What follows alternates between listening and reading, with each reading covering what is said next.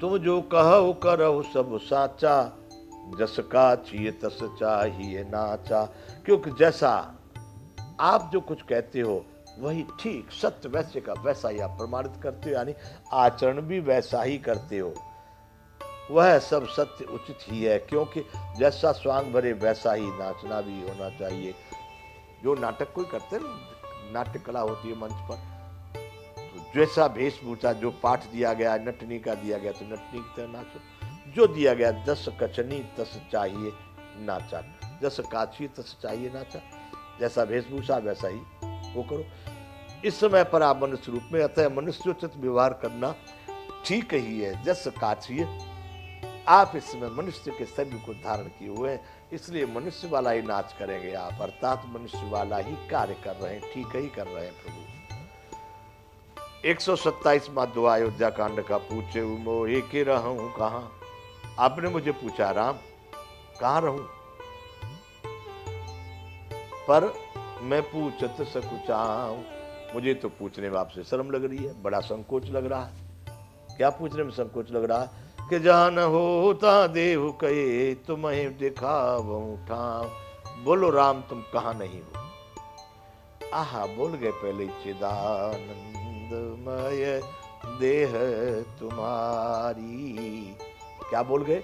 आपका तो शरीर ही राम चिदानंदमय देह तुम्हारी, विगत विकार जान अधिकारी। विकारों से रहित है, अधिकारी लोग ही जानते हैं। तो ऐसा चिद आनंद जिसका कोई मन भी किसी का नहीं पहुंच पावे, ऐसा आपका शरीर है,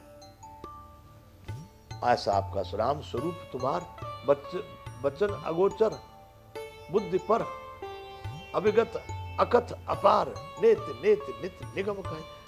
ऐसा परम ब्रह्म परमात्मा का स्वरूप है। इसलिए वाल्मीकि जी कह रहे हैं कि पूछो मोहे के रहूं कहां। आपने मुझको पूछ लिया कहां रहूं, लेकिन मैं पूछने में संकोच करता हूं कि जहां न होता देव कहे। आप जिस स्थल पर नहीं है, जिस पदार्थ में नहीं है, जिस वस्तु में नहीं, जिस समय में नहीं, जिस काल में नहीं है, बताइए। जहां न होते देव कहे, जहां न होता देव के। बोलो बोलो कहां नहीं हो, तब मैं आपको बताऊंगा ठाव। फिर मैं आपको जगह बताऊंगा कि भाई अब आप वहां रहिए। जहां नहीं हो वैसी जगह मुझे बताइए। फिर भी राम 127वां दुआ था बंधु। सुन मुनि बचन प्रेम रस साने, सकुच राम मन महु सकुचाने। मुनि की बात सुन करके, बड़े प्रेम के रस में सुने हुए वचन सुन करके राम जी भी संकोच में पड़े और मन ही मन में बड़े मुस्कुराए कि ये तो सारा ही पोल खोल देते हैं, सारी कथा इन्होंने तो करके रख दी। फिर राम जी के भाव को समझ करके वाल्मीकि जी कहने लगे, वाल्मीकि हंस कहे बहोरी, वाणी मधुर अमीय रस बोरी। फिर वाल्मीकि जी हंस करके समझ गए राम जी के भाव को। फिर पुनः दोबारा से कहने लगे, ऐसी वाणी मान लो अमृत के रस में भीगी हुई वो उनके बोल हैं। ऐसे वाल्मीकि जी फिर बोले, सुनहु राम अब कहूँ निकेता, जहां बस होशिय लखन समेता। जिनके श्रवण समुद्र समाना, कथा तुम्हारी सुभग सरिनाना। आप राम जी से अमृत में सनी हुई बाणी बोल रहे हैं। वाल्मीकि जी कह रहे हैं, राम अब आपने पूछा ही है तो सुनो राम अब कहूँ निकेता।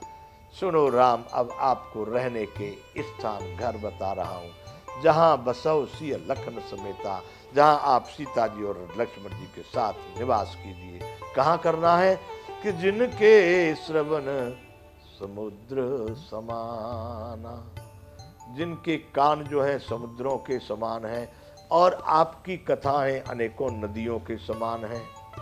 भगवान की जितनी कथाएं, चाहे वो किसी भी रूप से बदलू, भगवान राम राम राम राम राम यहाँ कह रहे हैं। राम मतलब जितने भी भगवान के नाम है, महावीर को, बुद्ध को, अल्लाह को, यीशु को, जो भी कुछ कहना है आपको, जिसको गॉड कहो या और भी भाषा में जितने नाम है भगवान के, वो सब राम है। जिनके श्रवण समुद्र समाना, कथा तुम्हारी सुभग सरे नाना। आपकी कथाएं बड़ी सुंदर सुंदर नदियां हैं, अनेकों नदियां हैं। और क्या कहो होता है उससे कि भरे निरंतर हो इन पूरे, तिनके ही तुम कहूँ ग्रह रूरे।